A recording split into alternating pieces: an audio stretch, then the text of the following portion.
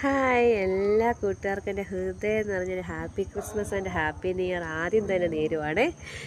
അപ്പോൾ ഇതെങ്ങനെ ഇത് എൻ്റെ വീട്ടിലാണ്, ഇവിടെ വെക്കേഷനല്ലേ, അപ്പോൾ ഞാൻ എൻ്റെ വീട്ടിലാണ്. അപ്പോൾ എൻ്റെ വീട്ടിൽ വാട്ടേറ്റിൻ്റെ നോക്കിയാലോ, എനിക്ക് നല്ല പനിയാണ് കേട്ടോ.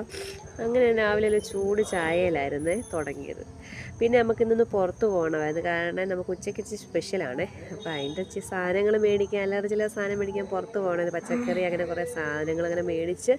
പിന്നെ ഇന്ന് ഉച്ചയ്ക്ക് സ്പെഷ്യൽ ഞാൻ പറഞ്ഞില്ലേ, അപ്പോൾ നമ്മുടെ ക്രിസ്മസിന് ബീഫില്ലാതെ എന്താ അല്ലേ.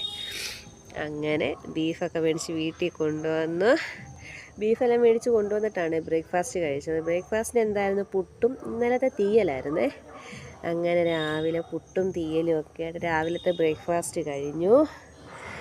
അത് കഴിഞ്ഞ് എന്താ, നമ്മൾ നേരെ നമ്മുടെ പടിപ്പരയിലേക്ക് കയറണമല്ലോ. അങ്ങനെ രാവിലത്തെ ബ്രേക്ക്ഫാസ്റ്റ് കഴിഞ്ഞ് ഏറെ പരിശ്രമത്തിന് ശേഷം ഇതാ നമ്മുടെ ബീഫ് കറി റെഡി ആയിരിക്കുകയാണ്.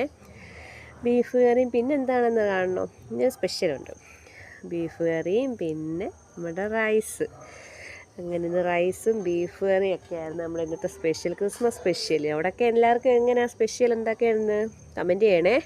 പിന്നെ സലാഡ്, പപ്പടം, ഇതെല്ലാം ആയിട്ട് നമ്മുടെ പ്ലേറ്റിലോട്ട് ഇടുമ്പം ഏടാ മോനെ എന്താ അന്തസ്, കാണുമ്പോൾ തന്നെ ഒരു മനസ്സിനൊരു കുളിർമയില്ല. നമ്മുടെ കൈ കൊണ്ടുണ്ടാക്കിയ ഫുഡ് നമ്മുടെ പ്ലേറ്റിൽ കാണുമ്പോൾ നമുക്കൊരു സന്തോഷമില്ലേ.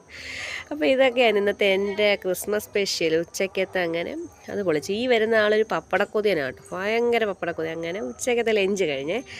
വൈകിട്ട് എന്തായിരുന്നു, ഉച്ചയ്ക്ക് നല്ല രീതിയിൽ കഴിച്ചുകൊണ്ട് സ്നാക്സ് ഒന്നും എടുത്തില്ല, കടിയൊന്നും എടുത്തില്ല, ചായ കൊണ്ട് അഡ്ജസ്റ്റ് ചെയ്ത്. പിന്നെ വൈകിട്ട് ഞങ്ങൾക്കൊന്ന് പുറത്ത് പോകേണ്ട ആവശ്യമുണ്ടായിരുന്നു. ഞാനും അമ്മയും ദേവനും ഒക്കെ, കാരണം അമ്മയുടെ കൂട്ടുകാരുടെ വീട്ടിൽ പോകാനായിരുന്നു.